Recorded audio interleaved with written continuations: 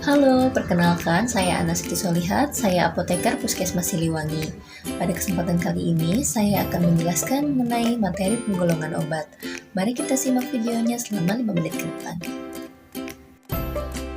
Obat digolongkan berdasarkan beberapa kriteria. Yang pertama berdasarkan namanya, yang kedua berdasarkan bentuk sediaan, yang ketiga berdasarkan cara penggunaan, yang keempat berdasarkan penandaan, dan yang kelima berdasarkan farmakologi. Yang pertama berdasarkan nama. Terdapat istilah obat paten. Obat paten merupakan obat yang masih memiliki hak paten dan hanya dapat diproduksi oleh produsen pemegang hak paten tersebut. Biasanya hak paten berlaku kurang lebih selama 20 tahun. Jika masa paten sudah berakhir, maka obat tersebut dapat diproduksi oleh produsen lain, sehingga dikenal dengan istilah obat generik. Obat generik merupakan obat dengan nama resmi yang ditetapkan dalam Farmakope Indonesia yang diberi nama sesuai dengan zat berkhasiat yang dikandungnya. Contohnya yaitu paracetamol. Obat generik harganya lebih terjangkau dengan mutu dan khasiat yang sama dengan obat generik bermerek.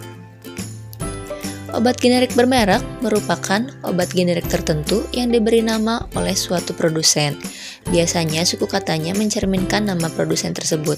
Contohnya seperti Sanmol. Zat aktifnya merupakan paracetamol yang diproduksi oleh perusahaan Sanbe. Yang kedua, penggolongan berdasarkan cara penggunaan. Terdapat istilah obat dalam. Obat dalam merupakan obat yang digunakan melalui mulut atau melalui saluran cerna. Contohnya seperti tablet, kapsul, dan juga sediaan sirup. Kemudian terdapat istilah obat luar.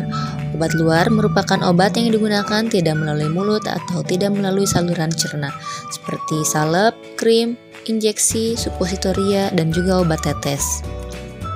Yang ketiga, penggolongan berdasarkan bentuk sediaan. Terdapat bentuk sediaan padat atau solid, contohnya tablet, kaplet, kapsul, pil, serbuk, supositoria, serta ovula. Kemudian terdapat sediaan setengah padat atau semi solid, contohnya seperti salep, krim, gel. Lalu ada sediaan cair atau liquid, contohnya seperti sirup, suspensi, eliksir, infus, injeksi, dan obat tetes. Serta obat dalam bentuk gas, contohnya yaitu inhalasi dan juga aerosol. Yang keempat yaitu penggolongan berdasarkan penandaan. Terdapat golongan obat bebas. Obat bebas merupakan obat yang dapat dibeli tanpa resep dari dokter.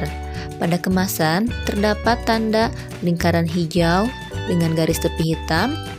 Contoh dari obat bebas yaitu paracetamol. Yang kedua, penggolongan obat bebas terbatas. Merupakan obat keras yang masih dapat dibeli bebas tanpa resep dokter, namun penggunaannya harus memperhatikan informasi pada kemasan.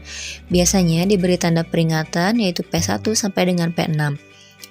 Ciri khas dari obat bebas terbatas ini yaitu memiliki tanda lingkaran biru dengan garis tepi hitam pada kemasannya. Yang ketiga yaitu golongan obat keras. Obat keras hanya dapat dibeli dengan resep dokter. Pada kemasan diberi tanda lingkaran merah dengan garis tepi hitam, kemudian terdapat huruf K di dalam lingkaran tersebut. Contohnya yaitu amoksisilin. Yang selanjutnya yaitu obat psikotropik, merupakan obat keras yang berkhasiat mempengaruhi susunan syaraf pusat, dapat menyebabkan perubahan mental dan perilaku dan hanya dapat dibeli dengan resep dokter. Untuk penandaan pada kemasannya sama seperti obat keras. Contoh dari obat psikotropika ini yaitu diazepam. Yang terakhir yaitu obat narkotika, merupakan obat yang dapat menyebabkan penurunan atau perubahan kesadaran dan menimbulkan ketergantungan, serta hanya dapat dibeli dengan resep dokter. Pada kemasan diberi tanda palang berwarna merah di dalam lingkaran bergaris tepi merah. Contoh dari obat narkotika yaitu kodein. Yang selanjutnya yaitu penggolongan berdasarkan efek farmakologi.